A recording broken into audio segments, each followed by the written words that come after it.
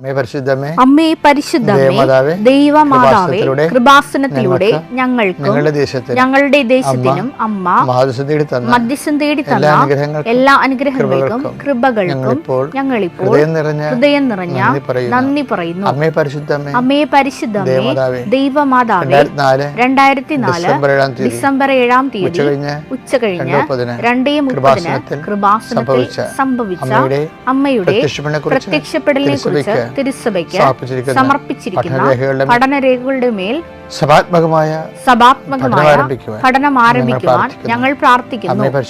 അമ്മേ പരിശുദ്ധമേ, ഭൂസ്വർലോകങ്ങളുടെ രാജ്ഞിയായ അങ്ങേയ്ക്ക് ഭൗമ സംരക്ഷണത്തിനായി പ്രപഞ്ച പ്രകൃതിയെ തന്നെ തിരുസഭ പ്രതിഷ്ഠിക്കുവാൻ ഈ പ്രത്യക്ഷീകരണം വഴി ഇടയാക്കണമേ. പരിശുദ്ധമേ, ജപമാല മാതാവേ, സകല കൃപാസനം പ്രാർത്ഥനകളോടും ചേർത്ത് ഞങ്ങളിപ്പോൾ പ്രാർത്ഥിക്കുന്ന ഈ കുടുംബത്തിന്റെ പ്രത്യേക നിയോഗം മക്കളെ, അമ്മയുടെ പ്രത്യക്ഷീകരണത്തിന്റെ ഈ അനുഗ്രഹവേളയിൽ ഞങ്ങൾക്ക് സാധിച്ചു തരുവാൻ കനിയണമേ.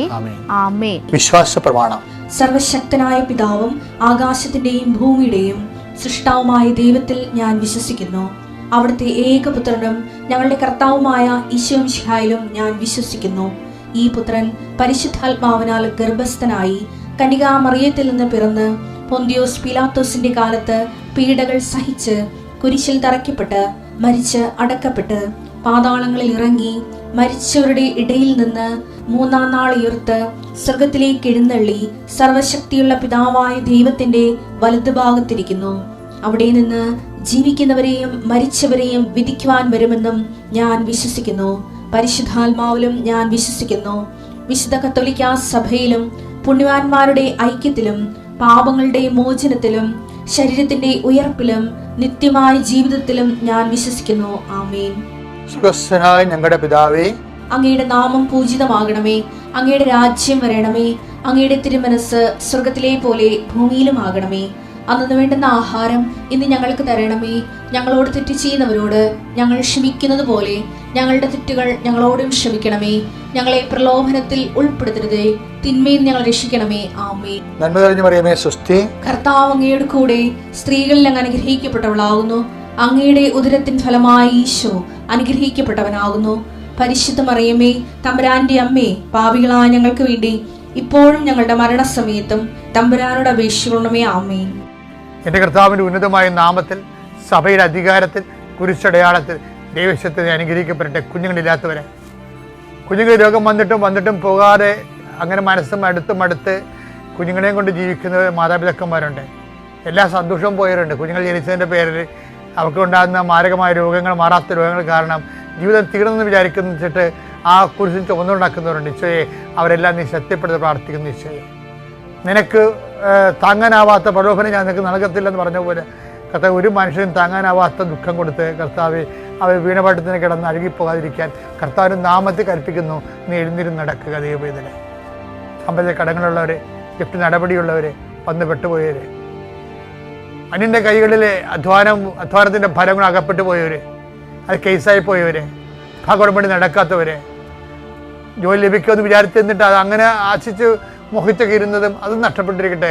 ഇനി എന്ത് ചെയ്യണമെന്ന് അറിയാൻ പോലെ വിഷമിക്കുന്നവർ, അങ്ങോട്ട് ഇവിടെ കുറ്റം പറഞ്ഞ് എൻ്റെ കുഴപ്പമാണ്, ഞാൻ അന്നേ പറഞ്ഞതല്ലേ ഇതൊക്കെ പറഞ്ഞുകൊണ്ട് കുറ്റം വിധിക്കാനും നമ്മളെ കൊച്ചാക്കാനും ചെറുതാക്കാനും വെറുമയാക്കാനും അനേകം പേര് നിൽക്കും. കർത്താവ് നീ മാത്രമേ അവർക്കുള്ളെന്ന് ഓർക്കണമേ. അയൽവാസികൾ തമ്മിൽ ഭിന്നതയും പുറത്തോട്ടിറങ്ങാൻ പറ്റാത്ത അവസ്ഥയുള്ളവർ, വിറ്റുചുട്ട് പോയാൽ മതി, പക്ഷേ വിറ്റിക്കാൻ ആൾക്കാർ സമ്മതിക്കണമില്ല. ആ രീതി കിടന്ന് വിഷമിക്കുന്നവരുണ്ട്. സ്ഥലം വിറ്റ് മാറാൻ പറ്റാത്തവരുണ്ട്. വഴിയില്ലാത്ത സ്ഥലം എടുക്കാത്ത അവസ്ഥകളുണ്ട്. അതുകൊണ്ട് തന്നെ കൊത്തിക്കൊണ്ട് പറക്കാനും പറ്റത്തില്ല, എടുത്ത് ഉപയോഗിക്കാൻ പറ്റാത്ത രീതിയിൽ അകപ്പെട്ടു പോയവരുണ്ട്. എൻ്റെ കർത്താവിൻ്റെ ഉന്നത നാമത്തിൽ ഇരുമ്പ് ചങ്ങലകളെ യേശുവിൻ്റെ നാമത്തിൽ അഴിഞ്ഞു മാറട്ടെ എന്ന് കൽപ്പിക്കുന്നു. ഈ ഒരു ആധ്യാത്മികനാണ്, ദൈവത്തിന് ഇഷ്ടപ്പെട്ട ആളാണെങ്കിൽ ദൈവം കയറി വരുമ്പോഴേ മുമ്പ് തന്നെ സ്റ്റാറ്റസ് ലോയിങ് സംഭവിക്കും. പണ്ട് ഞാൻ ഫൊറോണ വികാരിയായിരുന്നു. ഒരു സുപ്രഭാതത്തിൽ ഒരു കൊല്ലത്തിന് മുമ്പ് ഞാൻ പെട്ടെന്ന് വേറെ ട്രാൻസ്ഫറായി എനിക്ക് ഒരു കൊച്ചു പള്ളിയിലേക്ക് വന്നു. ചാപ്പിളിനായി ശരിക്കും. ഇപ്പോഴും ഞാൻ ചാപ്പിളിനാണ്, പക്ഷേ ഞാൻ ചാപ്പിളിൽ നിന്ന് പ്രത്യേകം എഴുതും. വികാരി നേതൃത്വത്തില്ല, ചാപ്പലിൻ. ഞാൻ ഒരു ചാപ്പലിലാണ് ഇപ്പോൾ ഉള്ളത്. അപ്പോൾ ഞാൻ എൻ്റെ പെരുന്നാൾ നോട്ടീസ് എഴുതിയിട്ടുണ്ട്, ചാപ്പലിൻ ഫാ ജോസഫ് വലിയ. എന്താ കാര്യം? കർത്താവ് എനിക്ക് തന്ന സ്റ്റാറ്റസാണ്, ദൈവം തന്ന സ്റ്റാറ്റസാണ്. ഇത് ആദ്യം ദൈവം എന്നിൽ എനിക്ക് ബുദ്ധിമുട്ടുണ്ടാക്കുന്ന സാഹചര്യത്തിലായി തന്നത്. കാര്യം എന്താ, ഞാൻ ഫൊറോണ വികാരിയായ സമയത്താണ് എന്നെ പെട്ടെന്ന് എനിക്ക് സ്റ്റാറ്റസ് ലോയിങ് ഉണ്ടായത്. പക്ഷെ അന്ന് ഇത്രയും ജ്ഞാനം എനിക്കില്ല. അന്നാണ് എനിക്ക് ജ്ഞാനം ഉണ്ടായിരുന്നെങ്കിൽ ഞാൻ കളിച്ചിട്ട് തിരിക്കും. എന്താ കാര്യം, നമ്മളെ ദൈവം ഉയർത്തണം മുമ്പാണല്ലോ ഈ സാധനം തരുന്നത്. പക്ഷേ ദൈവം ഉയർത്താണല്ലോ ഉയർത്തി. ഞാൻ ആ പള്ളി പോയിരുന്നുണ്ട്, എൻസൈക്ലോപ്പീഡിയ എഴുതി ആ പള്ളിയിൽ ചാപ്പലിൽ പോയിരുന്നുണ്ട്. ഇപ്പോൾ ചാപ്പലത് ഭയങ്കര നികഷ്ട ജീവിതമായിരുന്നേ. ആ ചാപ്പലിൻ്റെ അരികിൽ തന്നെയാണ് പൊതു കക്കൂസ് ഉണ്ടായിരുന്നത്. അപ്പോൾ എൻ്റെ ഓഫീസ് മുറിയുടെ ബാക്ക് ജനൽ തുറന്നു കഴിഞ്ഞാൽ ഈ കക്കൂസിന് മണം പുറത്തേക്ക് വരും. എൻ്റെ 5 കൊല്ലം അവിടെ ഇരുന്ന് അതിൻ്റെ പേരിൽ ഞാൻ പോയി കംപ്ലൈൻറ്റ് ചെയ്യുകയോ അതൊരു ബുദ്ധിമുട്ടായിട്ട് ജനങ്ങളോട് പറയുകയോ ഒന്നും ചെയ്തിട്ടില്ല. എനിക്ക് ശേഷം ചെന്നവർ മേട പൊളിച്ച് വേറെ മേട ഉണ്ടാക്കി. കാര്യം ഞാൻ കർത്താവ് തന്ന സ്റ്റാറ്റസ് അക്സെപ്റ്റ് ചെയ്തു. ഞാനെന്ന് പറയുകയല്ല, ദൈവിക വഴികളിലൂടെ സഞ്ചരിക്കുമ്പോൾ ഞാൻ നിങ്ങളോട് പറഞ്ഞില്ലേ, അവിടെ ഇരുന്ന് എഴുതിയതാണ് 7000 പേജുള്ള എഴുതി. അങ്ങനെ 7 പ്രാവശ്യം എഴുതിയാണ് എൻസൈക്ലോപ്പീഡിയ, ചവിട്ടാള എൻസൈക്ലോപ്പീഡിയ. എനിക്ക് ഗവേഷണമൊക്കെ നടത്തിയായിരുന്നു. സാഹിത്യ അക്കാദമി പോയി പഠിച്ചു ഒരു വില മുഴുവനും. പക്ഷേ സാഹിത്യ അക്കാദമി അവാർഡ് കിട്ടി. അപ്പോൾ എന്താ സ്റ്റാറ്റസ് ലോ ചെയ്യുമ്പോൾ തന്നെ ദൈവത്തിന് ഒരു പ്രഖ്യാപിത അജണ്ട ഉണ്ടാകും. നീ വർക്ക് എല്ലാം തീർന്നെന്നൊക്കെ വിചാരിക്കും. എൻ്റെ തെദ്യവെന്നും പറഞ്ഞ് എൻ്റെ ജീവിതത്തിൽ ഇതെല്ലാം എഴുതിയിട്ടുണ്ട്. ഞാൻ കടന്നു വന്ന വഴികൾ. നീ ആൾക്കാർ ഉടമ്പടി ദൈവം തന്നപ്പോഴല്ലേ ലോകം മുഴുവൻ അറിയാൻ തുടങ്ങി. അങ്ങനെയല്ല, അതൊക്കെ ദൈവത്തെ അറിയാമായിരുന്ന ഒരു ജോസഫ് ഉണ്ടായിരുന്നു. അതാണ് സംഭവം. നിങ്ങളിപ്പോൾ ഈ ഉടമ്പടി കൊണ്ടാണ് ചില ആൾക്കാരൊക്കെ എന്നെ നല്ലവണ്ണം ധരിക്കുകയോ തെറ്റിദ്ധരിക്കുകയൊക്കെ ചെയ്യണത്. പക്ഷെ അത് കർത്താവിൻ്റെ അവസാനത്തെ ഒരു ഇൻ്റർവെൻഷൻ മാത്രമാണ്. ഉടമ്പടി മുമ്പൊരു ജീവിതമുണ്ട്. പനച്ച് 2001 കൃപാസനത്തിൽ ഇവിടെ വന്ന് കരുവൂർ മിഷൻ തുടങ്ങണം. അതൊക്കെ 10 കൊല്ലം ഞാൻ നിങ്ങളോട് പറഞ്ഞിട്ടുണ്ട്. ഞാൻ കടലിലായിരുന്നു കൺവെൻഷൻ നടത്തിക്കൊണ്ടിരുന്നത് 10 കൊല്ലം. അപ്പം അത് എനിക്ക് ചുമയും പനിയും വർഷങ്ങളോളം മാസങ്ങളോളം ആശുപത്രി കിടപ്പൊക്കെ ആയിരുന്നു എനിക്ക് കിട്ടിയത്. ഇടവേള ജോലി നടക്കണം, അതും നടക്കണം, എല്ലാ സ്ഥലങ്ങളിലും പോയി മധ്യസ്ഥ പ്രാർത്ഥന നടത്തണം. ദൈവത്തിന് വേണ്ടി മാത്രം ചെയ്ത ജീവിതമായിരുന്നു അത് തീർന്ന് സുവിശേഷ പ്രഘോഷണം 2000 കൊണ്ട് തീർന്ന് 2001 വന്ന് ഇവിടെ ജൂലൈ 6 ഇവിടെ കലവൂർ വന്നിട്ട് അന്ന് റീത്ത പുണ്യാളത്തെ ഇവിടെ ഉണ്ടായിരുന്നത് കൊച്ചു പുരുഷ ഫ്രാൻസിസ് പ്രസിഡന്റ്. അപ്പം ഞാൻ പ്രശാന്ത് അച്ഛനെ വിളിച്ച് IMS അച്ഛാ എനിക്ക് പെരുന്നാളും തുടങ്ങി തരാമെന്ന് പറഞ്ഞു. റീത്ത പുണ്യാളത്തിന് അദ്ദേഹം പെരുന്നാൾ തുടങ്ങാൻ വേണ്ടി കൊടി കയറ്റാൻ വേണ്ടി അന്ന് ഒന്നുമില്ല കൃപാസനത്തിൽ. കുറച്ച് പുല്ലും പിടിച്ച് കിടക്കുന്ന ഒരു പറമ്പ് മാത്രമുണ്ട്, ഒരു പഴയ കുരിശടിയുണ്ട് ചെറിയ. അങ്ങനെ റീത്ത പുണ്യാളത്തെ പടം ഇപ്പോഴും നമ്മുടെ കൃപാസനം അവിടെ കാണാം സൈഡിൽ. പ്രശാന്ത് അച്ഛൻ അന്ന് ജൂലൈ 6 കൊടി കയറ്റി കൊടി ഇങ്ങനെ കയറിപ്പോയി. താഴെ നിന്ന് അച്ഛൻ താഴെ മേലോട്ട് പോയിട്ടും കൊടി നോക്കിയിട്ട് താഴേക്ക് എന്നെ നോക്കിയിട്ട് പറഞ്ഞു 15 കൊല്ലം കഴിയുമ്പോൾ ഇത് ഫേസ് ലിഫ്റ്റ് ആകുമെന്ന് പറഞ്ഞു. 15 കൊല്ലം ദർശനമാണ്. അപ്പോൾ എന്നെ സംബന്ധിച്ചിടത്തോളം ദൈവത്തിൻ്റെ വഴികളിലൂടെ സഞ്ചരിക്കുമ്പോൾ ഞാനത് സീരിയസ് ആയിട്ട് എടുത്തു, മറക്കാതെ എടുത്തു. ആ കറക്റ്റ് 15-ാം കൊല്ലമാണ് നമുക്ക് ഉടമ്പടി മാതാവിന് പ്രത്യക്ഷീകരണം നമ്മൾ പരസ്യമായിട്ട് ആൾക്കാരെ പ്രതിഷ്ഠിക്കുന്നത്. അപ്പോഴാണ് ഉടമ്പടി കിട്ടുന്നത് നമുക്ക്. അത് പറഞ്ഞ കറക്റ്റാണിത്. അതായത് നമ്മൾ ഇന്നും ദൈവം എല്ലാവരിലൂടെയും സംസാരിക്കുന്ന ഒരു കാലമാണിത്. നിർഭാഗ്യവശാൽ ഔദ്യോഗികമായ സഭയ്ക്ക് ചിലർക്കെങ്കിലും ഇതിനെക്കുറിച്ച് സംശയങ്ങളൊക്കെ ഉണ്ട്. സഭയിൽ ഇപ്പോൾ സംഭവിച്ചിരിക്കുന്ന കാര്യങ്ങൾ. കാരണം അൽമാനികളുടെ ശാക്തീകരണം ഒരു ഭയങ്കരമാണ്. കാര്യം അന്ന് ഞങ്ങൾക്ക് സ്റ്റെരിക് വേണമെന്ന് പറഞ്ഞ ധ്യാനം ഉണ്ടായിരുന്നു. ഞാൻ നിങ്ങളോട് പറഞ്ഞു, നമ്മൾ വന്ന വഴികളിലൂടെ എങ്ങനെയാണ് ദൈവം സഞ്ചരിച്ച് നമ്മളെ കൈപിടിച്ച് നടത്തിയെന്ന് പറയുമ്പോൾ നിങ്ങൾക്കൊക്കെ ഒരു ബോധ്യം കിട്ടും. എന്താ കാര്യം, അന്ന് സ്റ്റെരിക് അത് കടലോര കൺവെൻഷൻ കഴിഞ്ഞ് കടലോര ജൈത്രയാത്ര കഴിഞ്ഞപ്പോഴാണ് കർത്താവ് എനിക്ക് അഖണ്ഡ ജപമാല നടത്താൻ.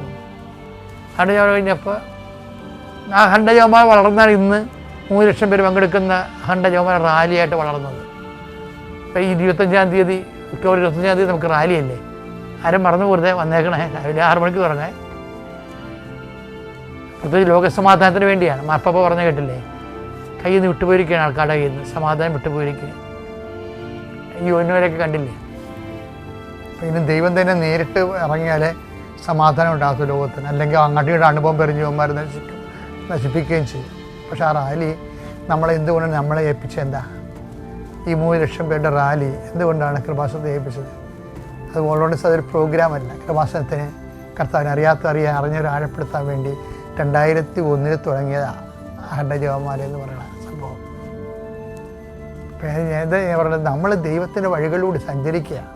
കോടിക്കണക്കിന് ജപമാലയാണ് ലോകത്തിൻ്റെ മനസ്സാന്തത്തിന് വേണ്ടിയും കർത്താവിനെ അറിയാൻ വേണ്ടി അറിഞ്ഞവരെ ആഴപ്പെടുത്താൻ വേണ്ടി ചൊല്ലി ഇതിൻ്റെ അടിത്തറ കിടക്കുന്നത്.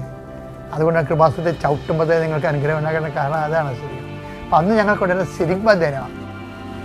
കെരിഗ്മയല്ല, അത് കേസ്റ്റഡ് ധ്യാനമാണ്. കെരിഗ്മ കൊണ്ടുണ്ടായിരുന്നത്. ഞങ്ങൾ നടത്തിക്കൊണ്ടിരുന്നത് സ്ഥിരിഗ്മയാണ്. ഇത് സ്ഥിരീകരണ ധ്യാനം, വിശ്വാസത്തിൽ ഉറച്ചു നിൽക്കാൻ വേണ്ടിയുള്ള ഒരു പ്രത്യേക വിശ്വാസ പരിശീലന ധ്യാനമാണത്. അപ്പം അതിന് അന്ത്യത്താലമൊക്കെ ഉണ്ടായിരുന്നു. അതിനകത്ത് എല്ലാവരും താഴെ ഇരുന്നുകൊണ്ട് കർത്താവിനെ പോലെ വറുത്ത മീനും ബണ്ണൊക്കെ വെച്ച് കുർബാനയിലിടാ. പക്ഷെ അതിൻ്റെ ഓർമ്മ ആചരിച്ചുകൊണ്ട് സ്നേഹക്കൂട്ടായ്മയൊക്കെ ഉണ്ടായിരുന്നത്. അത് വലിയ അഭിഷേകത്തിലാണ് ചെയ്തുകൊണ്ടിരിക്കുന്നത്. ലൈറ്റെല്ലാം ഓഫ് ചെയ്ത് തിരിയെല്ലാം കത്തിച്ച് പ്രാർത്ഥനയിൽ ചെയ്യുന്ന സമയം അപ്പോൾ TR പീറ്റർ എന്ന് പറഞ്ഞൊരു സഹോദരൻ ഈ അന്ത്യത്താഴം കഴിച്ചുകൊണ്ടിരിക്കുന്ന സമയത്ത് പറഞ്ഞു, ഇപ്പോഴും അദ്ദേഹം ജീവിച്ചിരിപ്പുണ്ടേ, പറഞ്ഞു കുറേ പ്രാക്കൾ വരുന്നു, കുറേ പ്രാവുകൾ പറന്നു വരുന്നു, കുറേ കൊന്തകൾ കൊത്തിക്കൊണ്ട് ലോകത്തെല്ലായിടത്തും പോകണമെന്ന്. അപ്പം ഞാൻ പ്രൈസ് ദി ലോർഡ് എന്ന് ഞങ്ങൾ കിടന്ന് കാര്യം എനിക്കത് മെസ്സേജാണ് മനസ്സിലായിരുന്നു. പക്ഷെ ഇപ്പം നമ്മൾ നോക്കുമ്പോൾ എന്താണ്, America, Chicago, Ireland, Rome, France എല്ലായിടത്തും അഖണ്ഡ ജപമാല നടക്കുകയാണ്. അന്നത്തെ ദർശനമാണ് TR പീറ്ററിൻ്റെ. അദ്ദേഹം വലിയ ആധ്യാത്മികവാദിയൊന്നുമല്ല, പക്ഷേ ആ ഒരു അഭിഷേകത്തിൻ്റെ ടൈമിൽ ദൈവം അദ്ദേഹത്തിന് കഴിവ് കൊടുക്കുക. ഈ സ്ഥിരിഗ്മ ധ്യാനം തീർന്നപ്പോൾ സാജൻ ബ്രദർ ഉണ്ടായിരുന്നു എൻ്റെ കണ്ടക്കിടയിൽ. ഇന്ന് അദ്ദേഹം ഓൾ ഇന്ത്യ ഈ പ്രൊക്ലമേഷൻ മിനിസ്ട്രിയുടെ വലിയൊരു മിനിസ്റ്ററാണ് ഷാജൻ ബ്രദർ. ഷാജൻ ബ്രദർ എൻ്റെ കൂടെ ഉണ്ടായിരുന്നു അന്ന്. അപ്പോൾ ഷാജൻ ബ്രദർ ഇരുന്ന് പ്രാർത്ഥിച്ചുകൊണ്ടിരിക്കുക, സ്ഥിരിഗ്മ ധ്യാനം കഴിഞ്ഞ് പ്രാർത്ഥിച്ചുകൊണ്ടിരിക്കുക. പ്രാർത്ഥിക്കുന്ന സമയത്ത് ബൈബിൾ തുറന്നപ്പോൾ കർത്താവ് ഒരു വചനം കൊടുത്തു. എന്ത് വചനമാണെന്ന് അറിയാമോ? അതായത് ഹഗ്ഗായി 2:9. ഈ ആലയത്തിന്റെ പൂർവമഹത്വത്തെക്കാൾ ഉന്നതമായിരിക്കും വരാൻ പോകുന്ന മഹത്വം. അയ്യോ, എന്നിട്ട് ഷാജൻ ബ്രദർ എന്നോട് പറഞ്ഞു, എനിക്ക് അച്ഛാ മെസ്സേജ് കിട്ടിയടാ എന്ന് പറഞ്ഞ്. ഷാജൻ അറക്കൽ, എനിക്കറിയാം, ഷാലൂമിലൊക്കെ സംസാരിക്കുന്നുണ്ട്. അപ്പോൾ ഷാജൻ അറക്കൽ എൻ്റെ കൂടെ ആയിരുന്നു ആദ്യം. അപ്പോൾ അദ്ദേഹം കൊടുത്ത മെസ്സേജാണ് ശരിക്കും ധ്യാനം കഴിഞ്ഞപ്പോൾ ഈ ആലയത്തിൻ്റെ. അപ്പോൾ ഈ ആലയം എന്ന് പറഞ്ഞാൽ കൃപാസനം എന്താണെന്ന് അറിയാമോ? നീന്തിക്കറണം ഇവിടെ. പിന്നെ ഒരു ഈ ചെമ്മീൻ ഷെഡ് പോലെ ഒരു ഷെഡ് ഉണ്ടായിരുന്നു. അതിനകത്ത് കുറേ മെറ്റൽ കിടപ്പുണ്ടായിരുന്നു. ആ മെറ്റലിൽ ആണ് ഇവിടെ നീന്തിക്കറിയാണ് ഞങ്ങൾ. അവിടെ ഷാജൻ ബ്രദർ വലിയൊരു ബാനർ, ഈ തന്ന വചനം ഒരു വലിയ ബാനറിൽ കെട്ടും. എന്താണ്? ഈ ആലയത്തിൻ്റെ പൂർവ്വമഹത്വത്തെക്കാൾ വലുതായിരിക്കും വരാൻ പോകുന്ന മഹത്വം എന്ന് എഴുതിയിട്ട് ഈ ബാനർ ആ ഷെഡിൽ മുഴുവൻ ഇങ്ങനെ കെട്ടിത്തൂക്കി വെക്കും. അപ്പോൾ അത് ഒരു കൊല്ലം ഉണ്ടായിരുന്നു അവിടെ. പക്ഷേ ഞാൻ ആ കർത്താവിൻ്റെ പ്രവചനത്തിൽ ഞാൻ വിശ്വസിച്ചു. ഇന്ന് നമ്മൾ നോക്കുമ്പോൾ എന്താ കാരണം? ശരിയല്ലേ? അന്നത്തെ കൃപാസനം ഇന്നത്തെ കൃപാസനം എന്ന് പറയുമ്പോൾ എന്താ? ഈ ആലയത്തിൻ്റെ പൂർവ്വമഹത്വത്തെക്കാൾ വലുതായിരിക്കും വരാൻ പോകുന്ന മഹത്വം. അതുതന്നെയല്ല വിജയകുമാറിലൂടെയും പറഞ്ഞത്. ഞങ്ങൾ കെട്ടിപ്പൂട്ടി ഇറങ്ങുമ്പോഴാണല്ലോ 2010 പറയണത്. എന്താ പറയണത്? എഗ്രിമെൻ്റ് എന്ന് അമ്മ പറയണമെന്ന് പറയും.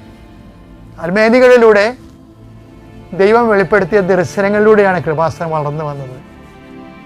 ഇന്ന് ദർശനം എന്നൊക്കെ പറയുമ്പോൾ ചില ആൾക്കാർ അതിനെക്കുറിച്ചൊരു വിവരമില്ലാത്തവരിങ്ങനെ ആക്ഷേപത്തിൽ സംസാരിക്കുമ്പോൾ നമുക്ക് സഹതാപം തോന്നും. എന്ത് സഹതാപം തോന്നും? എന്ത് ചെയ്യാൻ? അവർക്ക് ദൈവാനുഗ്രഹം കൊടുത്തില്ല. പക്ഷെ നമ്മൾ ഓർക്കണം, അതായത് സൂക്ഷ്മ കാര്യങ്ങൾ പോലും ഞാൻ വിശ്വസിക്കുമായിരുന്നു. കാര്യം അത് വിശ്വസിക്കുമ്പോൾ നമുക്ക് അഭിഷേകം കിട്ടിയാൽ നമുക്കത് കർത്താവിന് സംസാരിക്കണമെന്ന് മനസ്സിലാവും. ആ അഭിഷേകം കിട്ടിയില്ലെന്നുണ്ടെങ്കിൽ നമുക്ക് ആ ഒപ്പണ്ണക്ക് താക്കോലില്ലെങ്കിൽ നമ്മളതിനെ അവർക്ക് ആക്ഷേപിക്കും. അതൊക്കെ എളിമയുടെ കുഴപ്പമാണ്. അത് ശരിക്കും ഇത് എളിമപ്പെട്ടാൽ മതി. മറ്റുള്ളവരിലൂടെയും കർത്താവ് പ്രവർത്തിക്കും എന്നുള്ളത് മനസ്സിലാകണം എന്നുണ്ടെങ്കിൽ നമുക്ക് കുറച്ചുകൂടി നമ്മുടെ സ്റ്റാറ്റസ് ലോ ചെയ്യണം. വേറെ പ്രശ്നമൊന്നുമില്ല. നമ്മളിവിടുന്ന് പോയി അർത്തിങ്കപ്പള്ളിയിൽ അങ്ങനെ നിറഞ്ഞ് വിരിഞ്ഞ് നിൽക്കുന്ന സമയത്ത് ഒരു ബ്ലോഗർ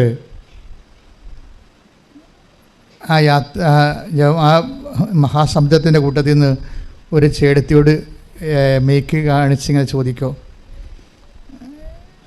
അവിടുന്ന് ഇവിടം വരെ നടന്നില്ലേ, ഇപ്പോഴെന്ത് തോന്നുന്നു ചോദിക്കും. അപ്പോൾ അവർ പറയുന്നൊരു ഉത്തരവുണ്ട്. ഒരു സാധാരണ ഒരു വീട്ടമ്മ ചേച്ചിയാണ്, അവർ ഓട്ടോമാറ്റിക്കായിട്ട് സ്പോണ്ടേനിയസ് ആയിട്ട് പറയുന്ന ഉത്തരവുണ്ട്. ഉടമ്പടി എടുത്തതിന് ശേഷം ആരോ എപ്പോഴും എൻ്റെ കൂടെ ഉള്ളതുപോലെ എനിക്ക് തോന്നണുണ്ടെന്ന്. Praise the Lord. അതാണ് ജനകീയമായ ഒരു എക്സ്പീരിയൻസ് എന്ന് പറയുന്നത്. ഇത് സത്യമായൊരു കാര്യമാണ്. പലർക്കും അങ്ങനെ പറയാൻ കഴിയണില്ലെന്നേ ഉള്ളൂ. ആൾക്കാർക്കെല്ലാം അനുഭവങ്ങൾ സെയിമാണ്. പക്ഷേ ചിലർക്കത് കറക്റ്റ് ചെയ്ത് ഇങ്ങനെ ഡിഫൈൻ ചെയ്യാൻ പറ്റണില്ല. എന്തോ സംഭവിക്കുന്നുണ്ടോ. എല്ലാ മേഖലയിൽ ചെല്ലുമ്പോഴും എക്സ്പീരിയൻസ്. ഇപ്പോൾ ഓഫീസിൽ ചെന്നാലും ഫയല് പെൻഡിങ് ആയ ഫയലായാലും വിൽക്കാൻ പറ്റാത്ത പുരയിടമായാലും എല്ലായിടത്തും അമ്മ ഇങ്ങനെ ഒരു സാന്നിധ്യമായി നമുക്ക് വേണ്ടി നിൽക്കുന്ന പോലെയുള്ളൊരു അനുഭവമാണ് ആൾക്കാർ സാക്ഷ്യങ്ങളിലൂടെ പറയണത്. ഇന്നലെ ഒരു രസകരമായ സാക്ഷ്യമുണ്ടായി. രസകരം വെച്ച് കഴിഞ്ഞാൽ ഒരു മത്സ്യത്തൊഴിലാളി സഹോദരനാണ്. അയാളുടെ പേര് ഫ്രാങ്ക്ലിൻ എന്നാണ്. അയാൾ ഈ എറണാകുളം സൈഡിലുള്ള എറണാകുളം പശ്ചിമ കൊച്ചിയിലുള്ള ആളാണ്, പുത്തൻതോട്. ഫ്രാങ്ക്ലിൻ്റെ അനുഭവം അതിനേക്കാൾ വ്യത്യസ്തമാണ്. അതായത് ഞാൻ ഈ ഒരു സാക്ഷ്യം കേൾക്കുമ്പോൾ ഞാൻ കാൽക്കുലേറ്റ് ചെയ്യുന്ന ഉടമ്പടിയുടെ റേഞ്ചാണ്. അതായത് ഈ മത്സ്യത്തൊഴിലാളി വള്ളങ്ങൾ കോരുവള്ളമുണ്ട്, കാരിയർ വള്ളമുണ്ട്. കാരിയർ വള്ളം എന്ന് പറയുന്നത് കോരുവള്ളത്തിൻ്റെ 10-60 പേര് കോരുവള്ളത്തിൽ കാണും. അപ്പോൾ അത് ചരക്ക് വന്നു കഴിഞ്ഞാൽ പിന്നീട് ആ കോരുവള്ളം തന്നെ തീരത്ത് വന്ന് ചരക്ക് കൊടുത്തിട്ട് തിരിച്ചു പോകുമ്പോൾ സ്വാഭാവികമായിട്ടും ഒരു ദിവസം ഒരു മീൻ പണിയേ കിട്ടത്തുള്ളൂ. അത് കാരണം അവരെല്ലാവരും തന്നെ കാരിയർ എന്ന് പറഞ്ഞ് കാലി വള്ളം കൊണ്ടുപോകും. കാലി വള്ളത്തിൽ 5 പേരുണ്ടാവും, എൻജിൻ ഡ്രൈവർ ഉൾപ്പെടെ.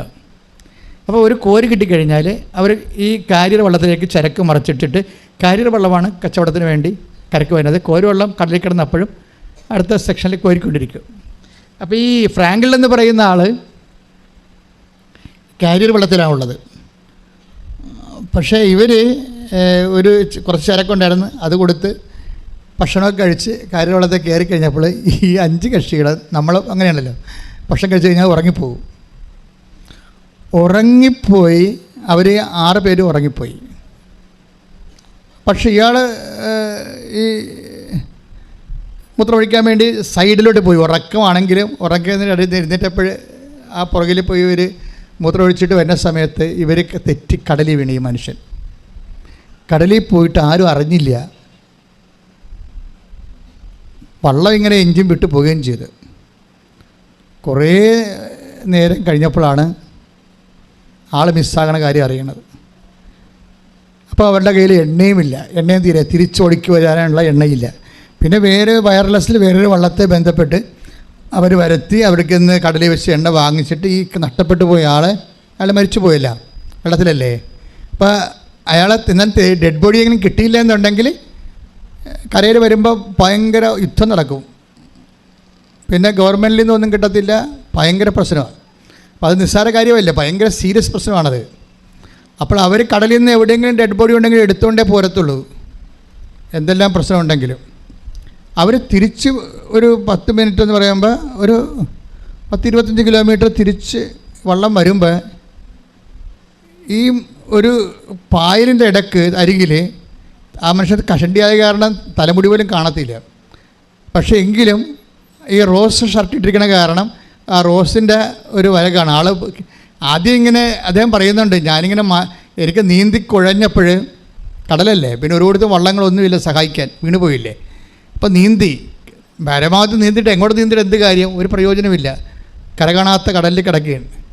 അവസാനം മസ്സിൽ പിടിച്ച് നീന്തി തണുത്ത വെള്ളത്തിൽ നീന്തി കഴിയുമ്പോൾ തൊടയുടെ മസ്സിൽ വെട്ടിക്കയറും. പിന്നെ കാലനങ്ങത്തില്ല, സ്റ്റിഫാകും. അപ്പോൾ പിന്നെ ആൾ താന്നു പോകും. അങ്ങനെ താന്നു പോകുന്ന സമയത്ത് പുള്ളിക്കാരൻ കുറച്ച് നീന്തക്ക അറിയാവുന്ന കാരണം പുള്ളി ഇങ്ങനെ മലന്ന് കിടക്കാൻ നോക്കി കടലിൽ. കുറച്ച് നേരം കിടന്നതായിട്ട് പിന്നെ ബോധം പോയി. കുറച്ച് നേരം ഇങ്ങനെ കിടന്ന് പിന്നെ ബോധം പോയി. ഇവർ 45 മിനിറ്റ് അങ്ങനെ കഴിഞ്ഞാണ് ഇവർ ആളെ കിട്ടണത്. ആളെ കിട്ടുമ്പോൾ അവർക്കൊന്നും അവരെ നിൽക്കുക നോക്കുമ്പോൾ തലയുടെ ഈ മൂക്ക് മാത്രം മുകളിൽ ഇങ്ങനെ നിർത്തിക്കുന്നുണ്ട്, മൂക്ക് മാത്രം. ഇതിൻ്റെ ഫുൾ ബോഡി ഇങ്ങനെ തിരശ്ചീനമായിട്ട് നമ്മളിങ്ങനെ ലംബമായിട്ട് വെള്ളത്തിൽ അകത്ത് നിൽക്കുകയാണ്. അത് എത്ര വലിയ എക്സ്പെർട്ടായാലും വിശദീകരിക്കാൻ പറ്റത്തില്ല ഇങ്ങനെയുള്ള കാര്യങ്ങൾ. ആൾ മരവിച്ച് പോയി, ബോധവും പോയി മരവിച്ച ആൾ നിൽക്കുകയാണ് ഇങ്ങനെ കടലിൻ്റെ ഉള്ളിൽ. ബോധവും പോയി മരവിച്ച ആൾ 45 മിനിറ്റ് 3/4 മണിക്കൂർ എന്നൊക്കെ ചിന്തിച്ചേക്കുക. ബോധം പോയി സർവാംഗം മരവിച്ച ആൾ. ഇയാളെ കിട്ടിക്കഴിഞ്ഞപ്പോൾ ആശുപത്രിയിൽ കൊണ്ടുപോയിട്ട് പോലും 3-4 ആശുപത്രി മാറിയിട്ടാണ് ഇയാളൊന്ന് ബോഡി ചൂടാക്കി എടുത്ത് കുറേ വർക്ക് ചെയ്തപ്പോഴാണ് ബോധത്തിലേക്ക് വന്നത്. പക്ഷേ ബോധം പോയി മരവിച്ച ആൾ 45 മിനിറ്റ് കടലിൽ മുങ്ങി നിൽക്കുകയാണ്. മൂക്ക് മാത്രം മുകളിലുണ്ട്. അപ്പം മൂക്ക് മാത്രം മുകളിൽ ഒരു മരവിച്ച ആളിനും ബോധം പോയ ആളിന് അങ്ങനെ നിൽക്കാൻ പറ്റത്തില്ല, ടെക്നിക്കായിട്ട് നിൽക്കാൻ പറ്റത്തില്ല. അപ്പോൾ ഫ്രാങ്ക്ലിൻ പറയണത്, ഞാൻ ഉടമ്പടി പുതുക്കിയ കാരണം അമ്മ എൻ്റെ മൂക്ക് മുകളിൽ കൊണ്ടുവന്ന് കടലിൽ എന്നെ താങ്ങി നിർത്തിയത് 45 മിനിറ്റുള്ള സമയം.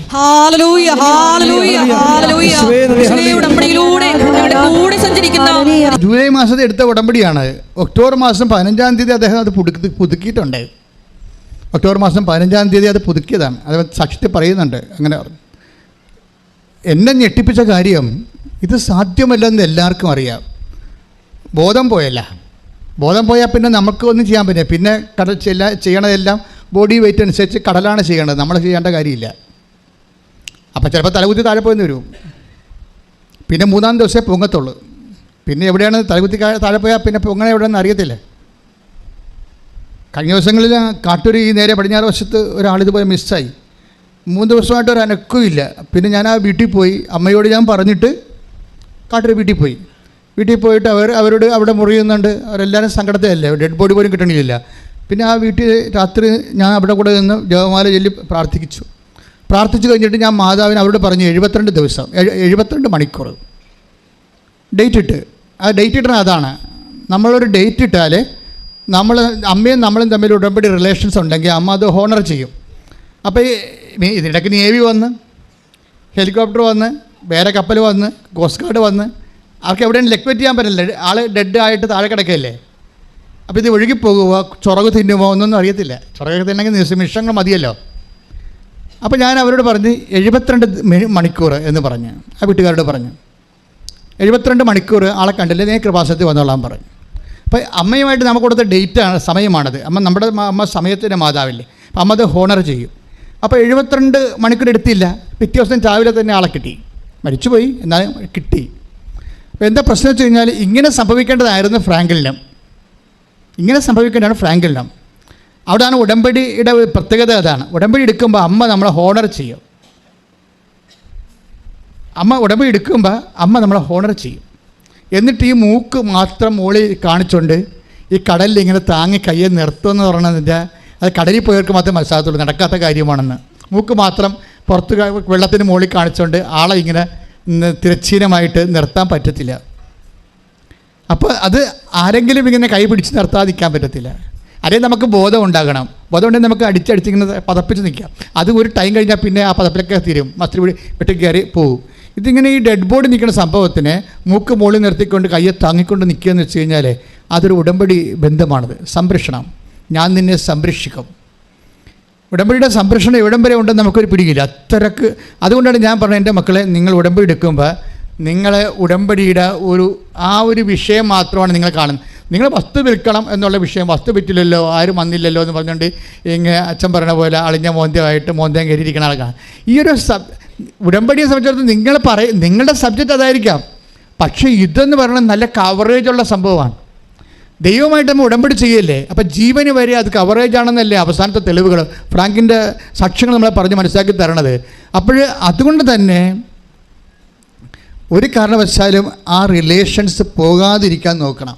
അപ്പോൾ നിങ്ങളുടെ ഒരു വിഷയം അത് ചിലപ്പോൾ പഠനമാകാം, പ്രാർത്ഥനയാകാം, വിവാഹമാകാം.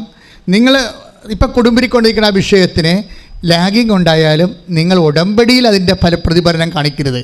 ആൾക്കാർക്ക് പറയുന്ന അബദ്ധം അതാണ്. അവർ പറയുന്ന പെർട്ടിക്കുലർ പ്രശ്നങ്ങൾക്ക് ചില സമയത്ത് ദൈവത്തിൻ്റെ സമയമായില്ലെങ്കിലും അവർ അത് നടന്നില്ലല്ലോ, കാനഡ PR ഒത്തില്ലല്ലോ, ഇനിയിപ്പോൾ എന്ത് ചെയ്യും എന്നൊക്കെ പറഞ്ഞുകൊണ്ട് ആ PR വിഷയത്തിന് മാത്രം മാതാവിനെ കണക്ട് ചെയ്തുകൊണ്ട് നിങ്ങൾ ചിന്തിക്കും. എന്നിട്ട് നിങ്ങൾ അതിൻ്റെ പേരിൽ ഉടമ്പടിയിൽ ലാഗിങ് ഉണ്ടാക്കും. അത് നമ്മൾ തിരുത്തണം.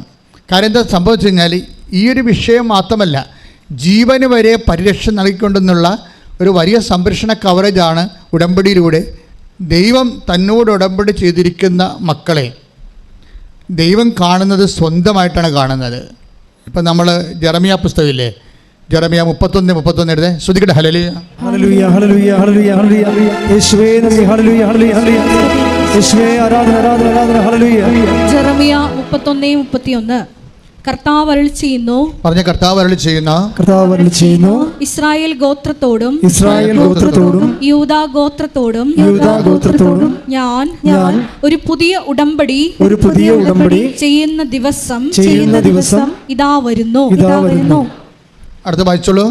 ഞാൻ അവരെ കൈക്ക് പിടിച്ച് ഈജിപ്തിൽ നിന്ന് കൊണ്ടുവന്ന നാളിൽ അവരുടെ പിതാക്കന്മാരോട് ചെയ്ത ഉടമ്പടി പോലെ ആയിരിക്കുകയില്ലാതെ ഞാൻ അവരുടെ കർത്താവായിരുന്നിട്ടും എന്റെ ഉടമ്പടി അവർ ലംഘിച്ചു.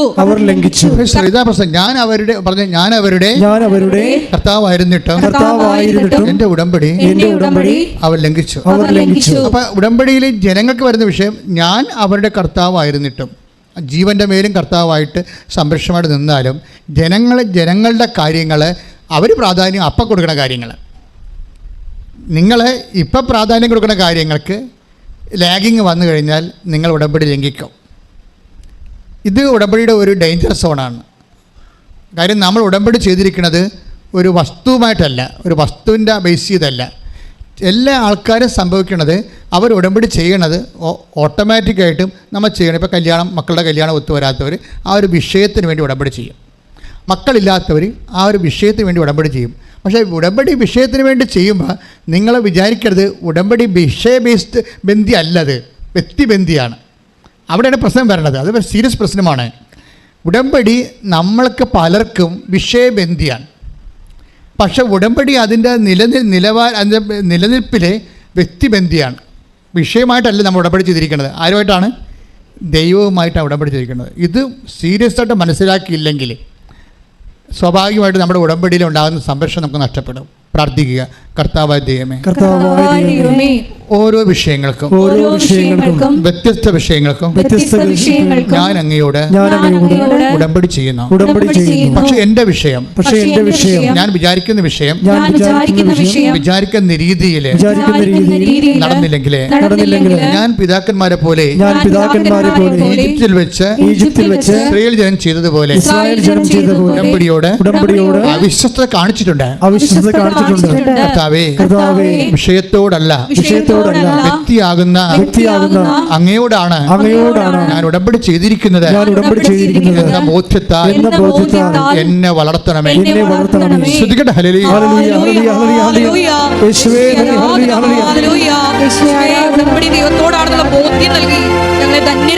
എന്റെ നിയമം അവരുടെ ഹൃദയാന്തരഭാഗം. Take the word of God. എന്റെ നിയമം ജെറമിയ 31:33 കർത്താവ് അരുളി ചെയ്യുന്നു, ആ ദിവസം വരുമ്പോൾ ഞാൻ ഇസ്രായേലുമായി ചെയ്യുന്ന ഉടമ്പടി ഇതായിരിക്കും. ഞാൻ എന്റെ നിയമം അവരുടെ ഉള്ളിൽ നിക്ഷേപിക്കും, അവരുടെ ഹൃദയത്തിൽ എഴുതും. ഞാൻ അവരുടെ ദൈവവും അവർ എന്റെ ജനവും ആയിരിക്കും. അപ്പോൾ ദൈവത്തിന് പ്രാധാന്യം കൊടുത്തുകൊണ്ടാണ് നമ്മൾ ഉടമ്പടി ചെയ്യുന്നതെങ്കിൽ എന്താണ്? ഉടമ്പടി ഹൃദയത്തിൽ എഴുതപ്പെട്ടിരിക്കും. വിഷയത്തിന് പ്രാധാന്യം കൊടുത്താണ് ഉടമ്പടി ചെയ്യുന്നതെങ്കിൽ ഉടമ്പടി നിലവിലുണ്ടാകത്തില്ല. അതാണ് വിഷയം. അത് സീരിയസ് വിഷയമാണ്.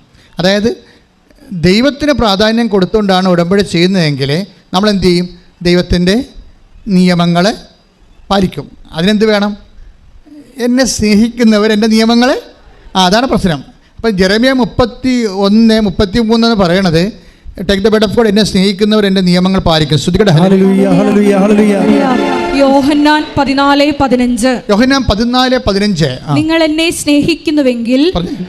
സ്നേഹിക്കുന്നുവെങ്കിൽ എന്റെ കൽപ്പന പാലിക്കും. ഞാൻ പിതാവിനോട് അപേക്ഷിക്കുകയും എന്നേക്കും നിങ്ങളോട് കൂടെ ആയിരിക്കാൻ മറ്റൊരു സഹായകനെ അവിടുന്ന് നിങ്ങൾക്ക് തരികയും ചെയ്യും. ഈ രണ്ട് വചനങ്ങൾ തമ്മിൽ ലിങ്കാണ്. ഒന്നാമത്തെ വചനം എന്താണ്? ജെറമ്യാ 31:33. അതെന്താ വചനം പറയണത്? നിങ്ങളുടെ ഉള്ളിൽ ഞാനൊരു ഉടമ്പടി സ്ഥാപിക്കും. എടുത്തോളൂ വചനം 31:33. ജെറമ്യാ 31:33. ഞാൻ എന്റെ നിയമം അവരുടെ ഉള്ളിൽ നിക്ഷേപിക്കും. ഞാൻ എന്റെ നിയമം അവരുടെ ഉള്ളിൽ നിക്ഷേപിക്കും. ഈ നിക്ഷേപിക്കപ്പെടുന്നത് നമുക്ക് ദൈവത്തിൻ്റെ നിയമം നമ്മുടെ ഉള്ളിൽ നിക്ഷേപിച്ചിട്ടുണ്ടോ എന്നറിയാനുള്ള മാർഗം എന്താണ്? അത് യോഹന്നാൻ 14:15. എന്താണ്? എന്നെ സ്നേഹിക്കുന്നവൻ എൻ്റെ നിയമങ്ങളെ പാലിക്കും.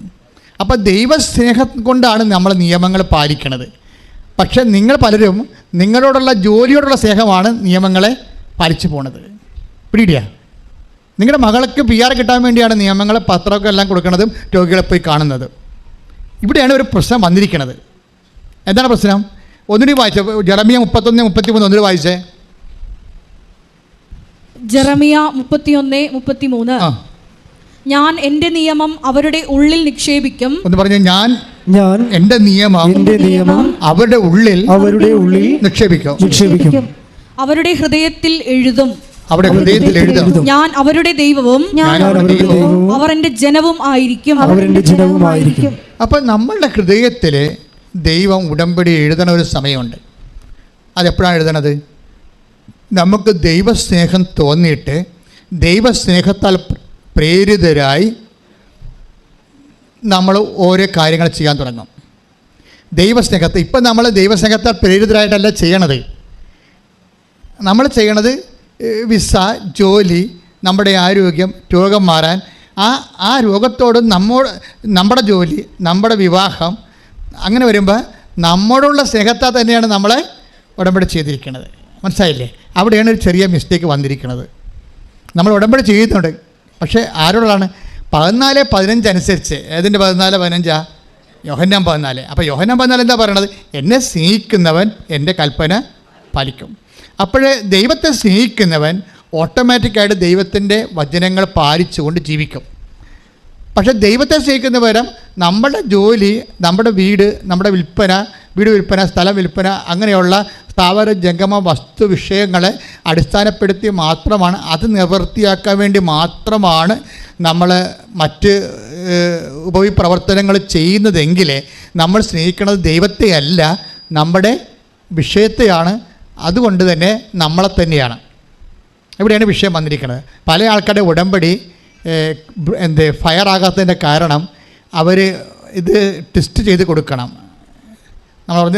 നമ്മൾ മൊബൈലൊക്കെ എടുക്കുമ്പോൾ പറയത്തില്ലേ, അത് മാറിക്കിടക്കണമെന്ന് പറയത്തില്ലേ, ഇതുപോലെ നമ്മൾ ഉടമ്പടിക്ക് സംഭവിക്കും. എന്താ വെച്ച് കഴിഞ്ഞാൽ നമ്മളെ തന്നെ സ്നേഹിച്ച് നമ്മുടെ വിഷയം മാത്രം നമ്മൾ ഫോക്കസ് ചെയ്തുകൊണ്ട് നമുക്ക് കാരുണ്യ പ്രവൃത്തികളെല്ലാം ചെയ്തുകൊണ്ടിരിക്കും. അങ്ങനെ കാരുണ്യ പ്രവൃത്തികൾ ദൈവസ്നേഹം ഇല്ലാതെ ചെയ്താൽ അതിൻ്റെ അർത്ഥം അത് സാങ്കേതികമായിട്ട് ചെയ്യണതാണ്. ദൈവസ്നേഹമില്ലാതെ കാരുണ്യ പ്രവൃത്തികൾ ചെയ്താൽ സാങ്കേതികമായിട്ട് ചെയ്യണതാണ്. ദൈവസ്നേഹത്തോട് കൂടി മാത്രമേ കാരുണ്യ പ്രവൃത്തികൾ നമുക്ക് ചെയ്യാൻ പറ്റത്തുള്ളൂ. അതിനെന്ത് ചെയ്യണം? മാംസളമായ ഹൃദയം എന്ന് പറയും. എസെക്കിയേൽ 36:26 എടുത്തേ. എസെക്കിയേൽ 36:26. ഒരു പുതിയ ഹൃദയം നിങ്ങൾക്ക് ഞാൻ നൽകും. Praise the Lord. ഇതാണ് സാധനം. അതായത് ഒന്ന് പറഞ്ഞേ, ഒരു പുതിയ ഹൃദയം നിങ്ങൾക്ക് ഞാൻ നൽകും. ഒരു പുതു ചൈതന്യം നിങ്ങളിൽ ഞാൻ നിക്ഷേപിക്കും. നിങ്ങളുടെ ശരീരത്തിൽ നിന്ന് ശിലാഹൃദയം എടുത്തു മാറ്റി മാംസള ഹൃദയം നൽകും. ഈ ദൈവസ്നേഹത്താൽ നിറഞ്ഞ ഹൃദയത്തിനാണ് മാംസളമായ ഹൃദയം എന്ന് ബൈബിൾ പറയുന്നത്. ദൈവസ്നേഹം ഇല്ലാതെ വസ്തുസ്നേഹം ഉണ്ടെങ്കിൽ ശിലാഹൃദയമായിട്ട് ഇരിക്കും, കല്ല് പോലെ ഇരിക്കും. നിങ്ങൾക്ക് നിങ്ങളുടെ വിഷയത്തെ മാത്രമേ താല്പര്യമുള്ളൂ, ദൈവസ്നേഹമില്ല എങ്കിൽ സ്വാഭാവികമായിട്ട് നിങ്ങളുടെ ഹൃദയം കല്ല് പോലെ ഇരിക്കും, മാംസളമായ ഹൃദയമല്ല, ദൈവസ്നേഹമില്ല. ഇത് നമ്മൾ വിഭജിച്ച് മനസ്സിലാക്കാതെ ഉടമ്പടി പുരോഗമിക്കത്തില്ല. എന്തുകൊണ്ടാണ് ചില ആൾക്കാർ ഇപ്പോൾ കഴിഞ്ഞ ദിവസം ചേച്ചി ഇത് ഞാൻ 4ാമത്തെ സാക്ഷ്യമാണ് ഇവിടെ കയറി പറയണമെന്നൊക്കെ പറഞ്ഞില്ലേ, 4ാമത്തെ സാക്ഷ്യം. അപ്പം ഒരു 4ാം സാക്ഷി, ഉടമ്പടിയുടെ 4ാം സാക്ഷ്യത്തിൻ്റെ തലമുറയിൽ എത്തിയിരിക്കണവർ, ഉടമ്പടി 4ാം സാക്ഷ്യത്തെ തലമുറ എത്തിയിട്ടുണ്ടെങ്കിലും കൊച്ചച്ഛൻ ക്ലിൻ്റനച്ഛൻ കഴിഞ്ഞ ദിവസങ്ങളിൽ ഒരു ചേട്ടത്തിനെ കണ്ട് സംസാരിച്ചു. അവിടെ കയ്യിലിരിക്കുന്ന സിൽവർ ഗ്രേയാണ്, ഉടമ്പടി സിൽവർ ഗ്രേ. അപ്പം അച്ഛൻ ഭയങ്കര ആദരവോടെയാണ് അവരോട് സംസാരിച്ചത്. പക്ഷേ എന്നിട്ട് എൻ്റെ ഭക്ഷണം കഴിക്കാൻ നേരത്തെ എന്നോട് പറഞ്ഞ് ആ സിൽവർ ഗ്രേയുടെ ഒരു ഗുണമൊന്നും അവരെ സംസാരിച്ചിട്ട് അവരുടെ കയ്യിൽ ഇല്ലെന്ന്. ഞാനത് നോട്ട് ചെയ്ത്, മനസ്സിലായില്ലേ? എന്ന് വെച്ചാൽ ഇവർ സിൽവർ ഗ്രേ ആണ് ആൾ, ഉടമ്പടി ദാറ്റ് മീൻസ് വൈറ്റ് കഴിഞ്ഞിട്ട് വരണതാണ്. പക്ഷേ അത്രയും ദൈവസ്നേഹത്തിൽ ഇവർ വളർന്നിട്ടില്ല. ഇപ്പോഴും ഇതുപോലെ ഓരോ ഈ അവരുടെ കുടുംബത്തിൻ്റെ പ്രശ്നങ്ങളും പറഞ്ഞ് അവലാദിയും പറഞ്ഞ് സിൽവർ ഗ്രേയും തലയെ വെച്ചുകൊണ്ട് ഇത് കരഞ്ഞുകൊണ്ട് നടക്കുകയാണ്. അതാണ് വിഷയം. കാര്യം ഇന്ന് വരെ അവരുടെ ഉള്ളിൽ ദൈവം ഒരു ശിലാഹൃദയം എടുത്ത് മാറ്റിയിട്ട് സാങ്കേതിക വിഷയത്തിൽ ദൈവത്തിന് ഇടപെടുന്ന ആ ഒരു ഹൃദയമാണ് ശിലാഹൃദയം. മറിച്ച് ദൈവസ്നേഹത്തിന് പ്രാധാന്യം കൊടുത്തുകൊണ്ട് ഒരു ജീവിതക്രമം രൂപപ്പെട്ട് വന്നിട്ടില്ല. അത് എന്താ പ്രശ്നം വെച്ചാൽ, അത് വരണമെങ്കിൽ ഇവിടെ എല്ലായിടത്തും വരണ ഒരു പ്രശ്നമുണ്ട്. ചൈതന്യം എന്ന് ബൈബിൾ പറയും. അതെൻ്റെ ഒരു കുറവുണ്ട്. ഇപ്പം നിങ്ങൾ എന്നെ ഇപ്പം എന്താ ഇത് വായിച്ചത്? ഐസക്കിയൽ 36:27. 36:27 എന്താ വായിച്ചത്? എൻ്റെ ആത്മാവിനെ ഞാൻ നിങ്ങളിൽ നിവേശിപ്പിക്കും. അപ്പം പുതിയ ഹൃദയം നിങ്ങൾക്ക് ഞാൻ തരുമെന്ന് പറഞ്ഞിട്ട്, ഈ പുതിയ ഹൃദയം ഒരു ഇൻഫ്രാസ്ട്രക്ചറാണ്. ആ പുതിയ ഹൃദയത്തിന് പുതിയ ചൈതന്യമാണ് ദൈവം കൊടുക്കുന്നത്. മനസ്സിലായില്ലേ? എന്ന് വെച്ച് കഴിഞ്ഞാൽ നമ്മളുടെ ഈ പരിശുദ്ധാത്മാവിൻ്റെ പ്രവർത്തനം തന്നെ അതിൻ്റെ ഇപ്പോൾ വലിയ മത്സ്യങ്ങളാണെങ്കിൽ അക്വേറിയം നമ്മൾ വലുതാക്കും. കുഞ്ഞുണ്ട് ഗപ്പിയ വലയൊക്കെ ആണെങ്കിൽ കുഞ്ഞ് അക്വേറിയം വെച്ചാൽ മതി, ഇല്ലേ? പരിശുദ്ധാത്മാവിൻ്റെ വീര്യശക്തി കൂടുന്നതനുസരിച്ച് കൊണ്ട് നമ്മളുടെ കാരുണ്യ പ്രവർത്തികളുടെ നിലവാരങ്ങൾ വിസ്തരിക്കേണ്ടി വരും. ഇതൊരു മാത്തമാറ്റിക്സ് ആണ്, സ്പിരിച്വൽ മാത്തമാറ്റിക്സ് ആണ്.